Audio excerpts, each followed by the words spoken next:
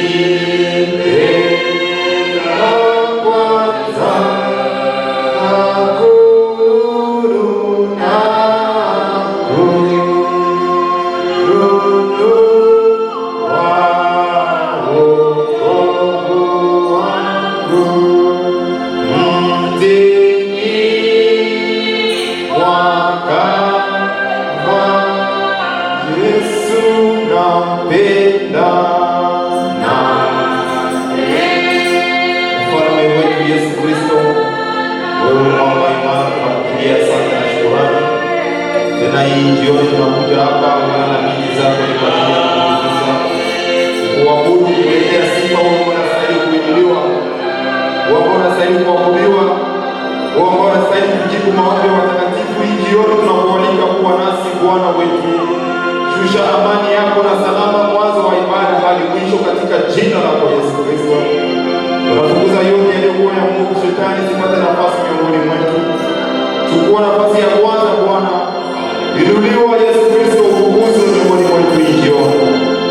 Bariki kwa kuwa tunahitaji mibaraka yako. Tuponye kwa kuwa tunahitaji uponyaji wako. Tupatie uvuvio Yesu Kristo wa kuishi neno lako na kukutafuta usiku na mchana.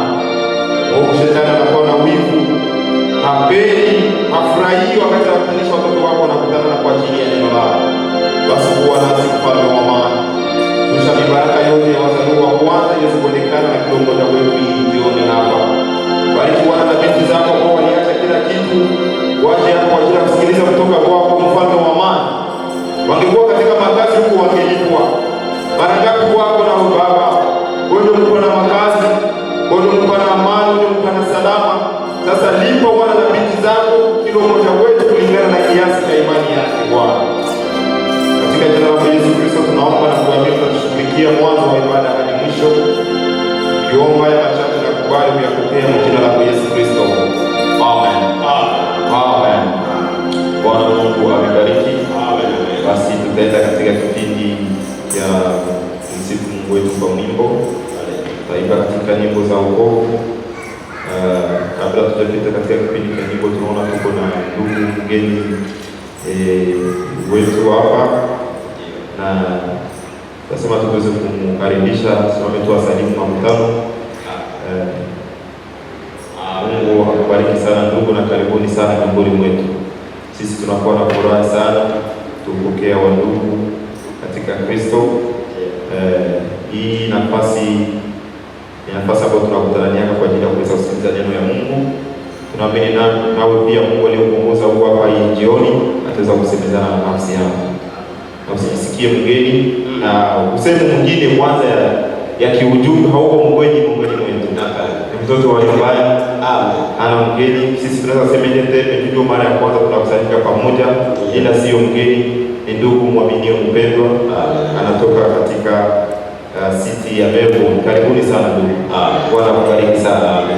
Sio tutaimba walioamini neno lake Bwana watapata neno litakuwa washindaji. Bali Bwana Yesu ndio tumaini. Nyimbo za wokovu walioamini.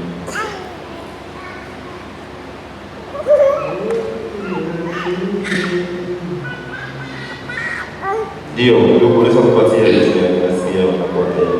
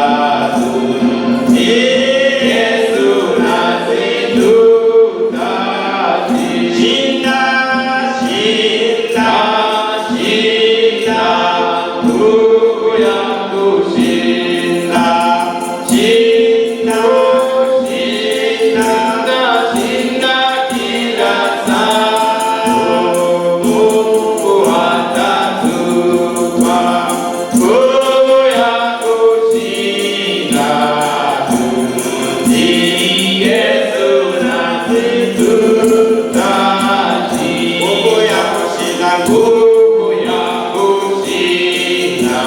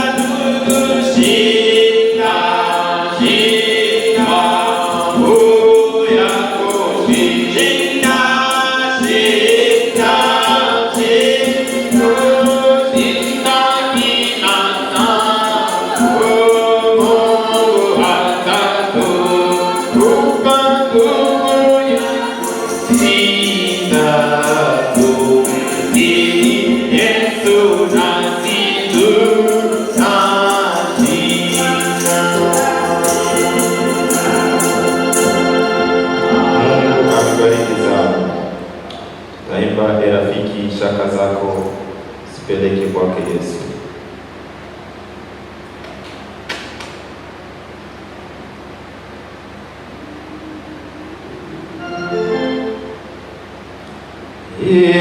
Rafiki, shaka zako zipeleke kwake Yesu.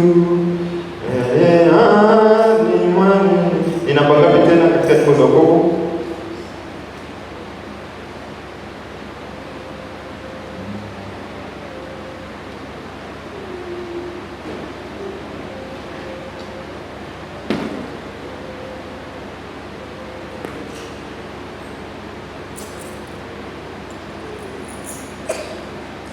Inakuwa na maritimi mbili. Sasa niko napendea tuimbe na kwa nianzisha hapo. Tunazoea kuimba. Rafiki, shaka zako zipeleke kwake Yesu. So tutaimba si na hii nyingine. Rafiki, shaka zako zipeleke kwake Yesu. Aliye mwamini yeye hataona haya kamwe. Rafiki, shaka zako zipeleke kwake Yesu.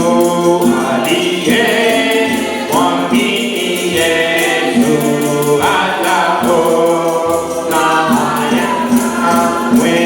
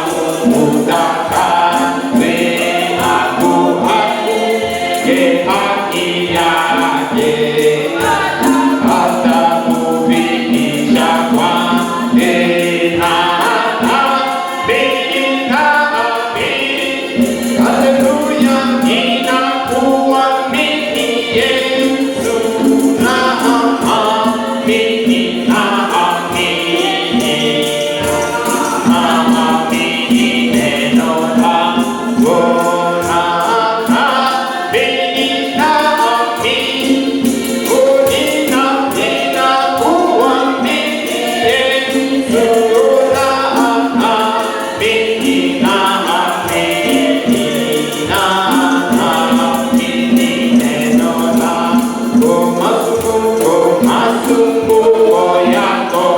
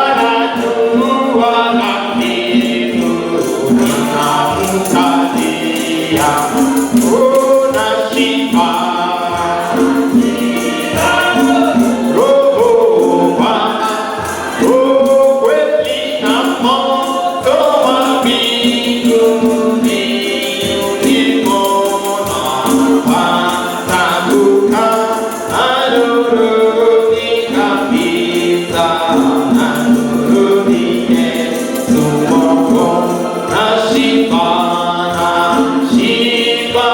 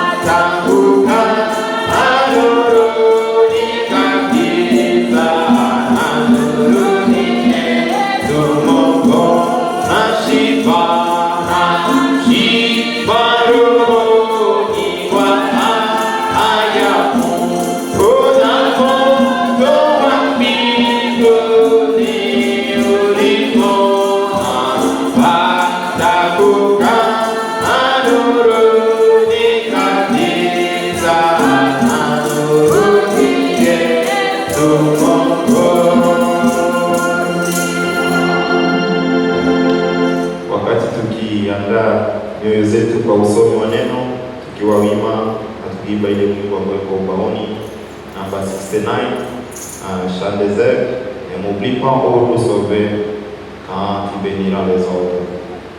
Ne m'oublie pas ô nous sauver, écoutez ma voix.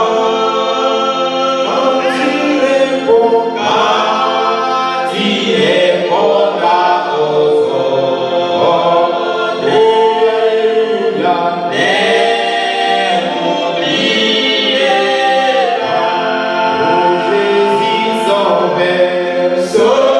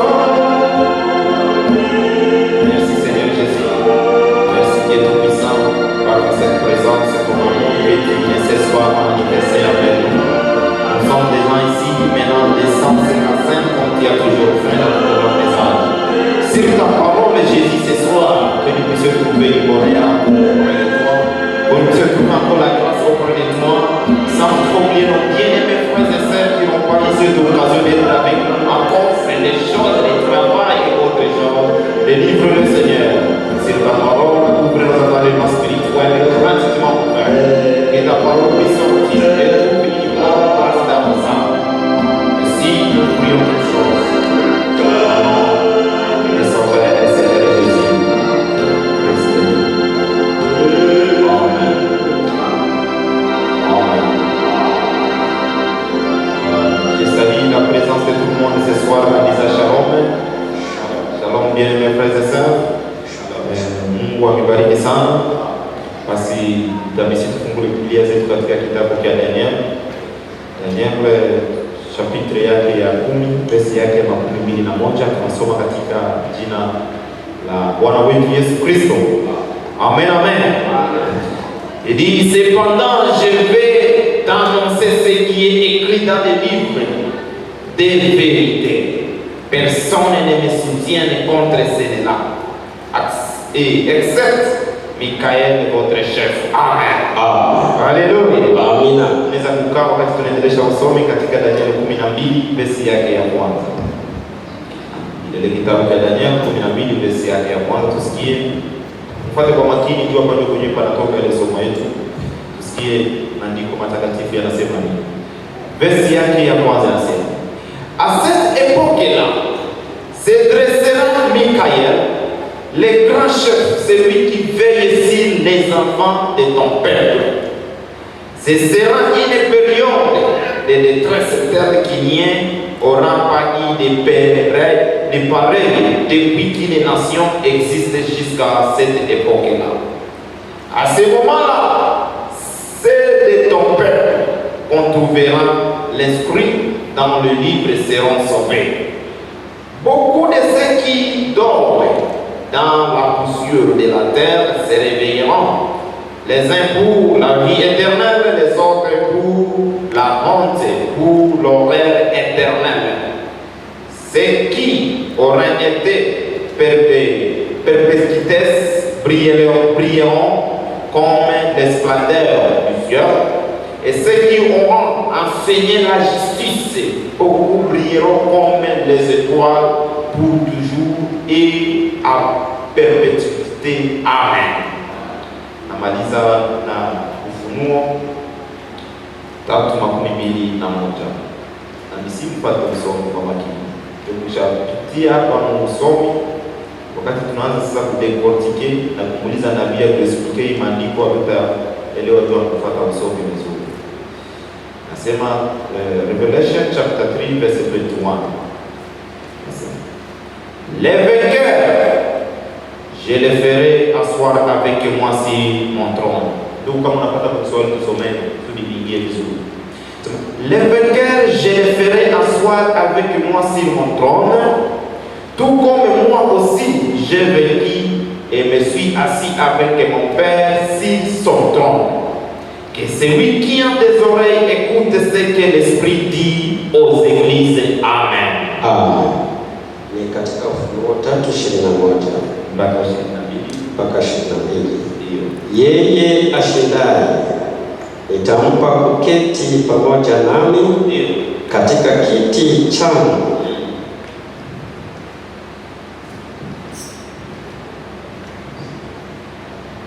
kiti changu cha enzi, kama mimi nilivyoshinda nikaketi pamoja na Baba yangu katika kiti chake cha enzi. Yeye aliye na sikio na alisikie neno hili ambalo Roho ayaambia makanisa. Amen. Amen. Amen. Bwana Mungu awabariki. Amen. Na awabariki msemo wa neno lake. Amen. Amen. Mimi namswete bon appétit tena. Amen. Mujisikie huru tena katika nyumba ya Bwana. Asante. Mungu awabariki sana. Amen. Kama vile mnaona kubao tuna somo fupi ambao Mungu ameshatujalia neema, tutaweka mkato nukta kwa ajili ya siku ya leo tu. Ni kwa ajili ya kuhimizana. Inaitwa l'âge des vainqueurs, yani kizazi cha washindaji. Amen. Amen. Maandiko matakatifu kwa kutoka kusoma Daniel anasema kwa wale ambao wako ngambo yake ni umoja tu, alikuwa ni malaika Mikael, wengine wote walikuwa kontra. Amen. Amen. Hapa tunasikia katika Ufunuo Yohana naye anasema kama kuna washindaji, les vainqueurs je les ferai asseoir avec moi sur mon trône. Sema washindaji nitawafanya nao waikale pamoja nami kwa ajili ya kiti changu kia enzi. Amen. Tukishaona ile neno ushindaji, maana yake kiko kitu cha kushinda. Amen. Hapawezi kuwa washindaji bila mapigano. Ndio. Hapawezi kuwa washindaji bila vita. Hapawezi kuwa washindaji bila mzozo. Maana yake kiko kitu cha kushinda. Baada ya sisi kukishinda, ndio pale tutaweza kuikana pamoja na nani? Na Bwana katika kiti chake cha enzi. Kama vile yeye alishinda akakaa kwa kiti cha enzi cha babake. Wale tulikuwa pamoja Jumapili tusikia ya kuwa Kristo mwenyewe Masia, Mungu pamoja nasi, Emmanuel, wakati alipokuja hapa dunia alikuja kwa umbo ya mwanadamu, alikuwa ni mtu mwanadamu. Amen. Ambaye alizalika katika tumbo ya dada yetu Maria.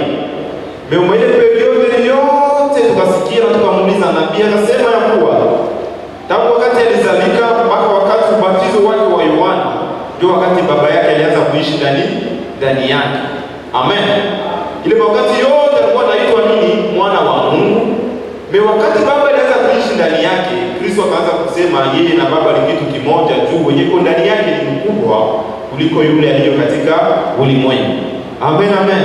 Sasa ndio hapa tena anaanza kutuonesha katika kitabu cha Ufunuo.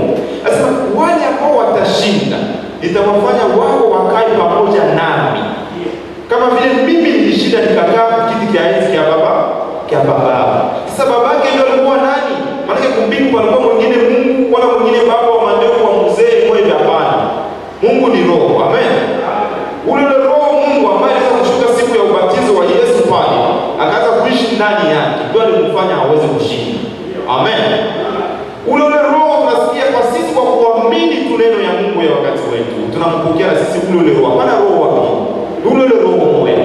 Ndio kwa roho za Mungu mbili. Roho ya Mungu ni moja. Amen. Amen. Tunapokea ile roho. Ile roho inakufanya wewe kuitwa mwana, inakufanya wewe kuitwa binti wa Mungu, inakufanya kuitwa wewe mpakaliwa, inakufanya wewe kuitwa bibi harusi, inakupatia ile nguvu ya kushinda kusudi na wewe uweze kuishi kukaa pamoja na nani? Na Kristo kiti chake cha enzi. Amen. Na kiti chake cha enzi ndio gani? Ndio nini? Tunaweza kujiuliza ile maswali. Unasema maana kumbingu kiko kiti mwa cha Yesu, cha Baba, cha malaika na chake kinalekalia ndio kutekala pamoja. Bana sio vile. Ndio maana sasa kulikuwa na nani na mjumbe anapaswa kutufafanulia kile kiti cha enzi ni gani. Amen. Mungu amebariki sana. Amen, amen. Kabla ya kwenda mbali, nitaka kwanza tuelewe hii neno kushinda maana yake nini. Ukisikia maana ya kushinda maana yake piko vita, wala pako mapambano. Amen. Mungu amebariki sana. Amen. Yesu Kristo kama vile Mungu aliyefanyika mwili tukamwona kaishi miongoni ya wanadamu, alipitia naye vita na akaweza kuishinda. Na baada ya kushinda akakaa katika kiti cha enzi cha babaye. Sisi nasi tusifikirie ya kuwa baada ya sisi kuamini ujumbe tunapokea Roho Mtakatifu, tunaitwa kwa wana na binti za Mungu, na kuita sere frere, basi binaishia pale. Hapana, uko katika vita. Amen. Ungaliki katika nini? Vita inayopaswa kushinda. Mungu amebariki sana. Amen. Yesu Kristo, Roho Mtakatifu anamshukia kama vile nini? Huwa aliingia ndani yake. Na sauti inatoka mbinguni na confirme. Nasema huyu ndio mwana yangu mpendwa ambao nyinyi wote mnapaswa kufanya nini? Kumsikiliza. Baada ya hapo tena anatoka baada ya kumjaribu wapi? Jangwa. jangwani. Baada ya siku 40 iko najaribiwa tena. Acha kupokea roho. Sio tunafuatana vizuri. Iko na roho ndani yake, pia anaendelea kufanya nini? Kujaribiwa. Juu ya nini? Usije aweze kushinda. Nifanye kwa moyo majaribu. Mungu amebariki sana. Amen. Eti kubalize. Amen. Kusudi ushinde ndugu, ushinde ndani tunapaswa kujaribiwa. Sasa mara nyingi leo sisi baada ya kuamini ujumbe, baada ya kutoona na binti za Mungu, tunawazia vitu vyote vitakuwa nini? Smooth. Vitakuwa vinajileta pio penyewe. Hautajaribiwa tena. Hautagonjwa tena. Hawatakusemana tena vibaya. Hawatafanya kile na hiki. Hapana. Tutaendelea kujaribiwa. Mimi tunaitwa kufanya nini? Kushinda majaribu. Amen. Mungu amebariki sana. Sasa tunashinda namna gani? Bwana Yesu Kristo, Mungu wetu, aliweza kushinda majaribu yote. Sio kwa mapambano ya ngumi, wala kurudisha kosa kwa kile ile kosa, wala kusamehe juu ya kile kosa. Hapana. Alishinda kupitia neno. Ndio alikuwa anatumia. Amen. Shetani anakuja, wewe kama ni mwana wa Mungu, ujitupe chini hapa na uone kama malaika watakuja kukupokea. Inaandikwa usimjaribu nani? Mungu wako. Amen, amen. Sasa wewe ushakuwa na jana ni majaribu, ndio. Leo ni majaribu. Ndio inatuma leo tunatumika. Inatuma leo tunafanya hiki na hiki juu ya njaa. Ndio inatuma hata wengi wetu tuko hapa leo ni njaa. Hamjui vile? Leo ni majaribu tunapaswa kuishinda. Yesu naye aliweza kushinda majaribu ya nini? Ya njaa. Sasa alishinda namna gani? Kupitia neno. Inaandikwa mtu hataishi kwa mkate tu, bali kwa kila neno linalotoka katika kinywa cha nani? Cha Mungu.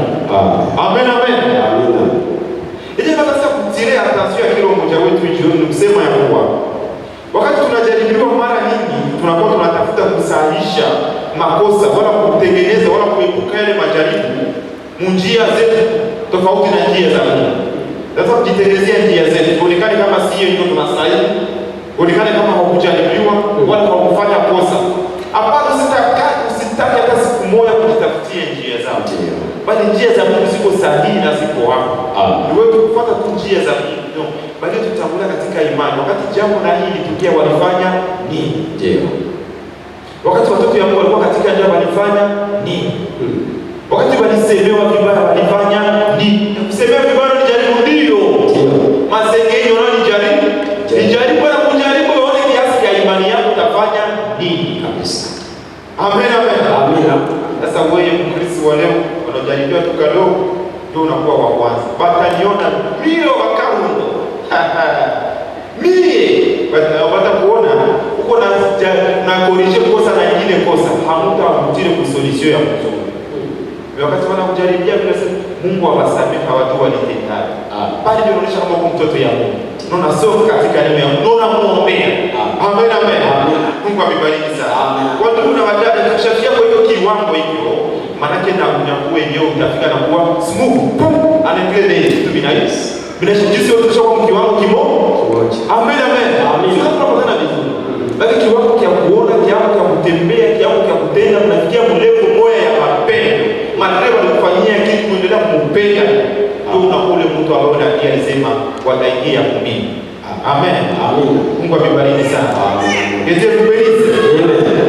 So majaribu yetu ni mengi sana. Tunajaribiwa katika njia hii. Wewe tunapaswa kujua namna gani ya kushinda ili tuweze kuishi pamoja na Bwana wetu katika kiti chake cha enzi. Sasa tukishamuuliza na Biblia na kiti cha enzi cha Bwana ni kiti gani? Amen, amen. Amina. Kiti chake ni kiti gani? Na Biblia anatuonyesha katika lesini anasema ya kuwa Kristo iko na kuja kuishi ndani ya kanisa yake ambayo ni wale wana na binti aliowanunua kwa damu yake yenyewe. Anasema ile ndio nini? Dembele yake. Amen, amen. Dembele ya Kristo ni wale wana na binti aliowanunua kwa damu yake. Wakati Kristo anaishi ndani yako, zile mtego huyo anakuwa kiti chake cha enzi. Sio kama tunapatana vizuri. Maana Kristo leo yuko na viti vyake vya enzi yuko vinamfu wako dunia. Amen. Baby nakuomba wewe sasa ushinde kusudi aishi ndani yako. Amina. Amen, amen. Amen. Sio kama tunapatana vizuri. Ndio. Sio juu ya watu kuongea hapana. Ndio watu wenyewe walishinda. Mungu amebariki sana. Amen.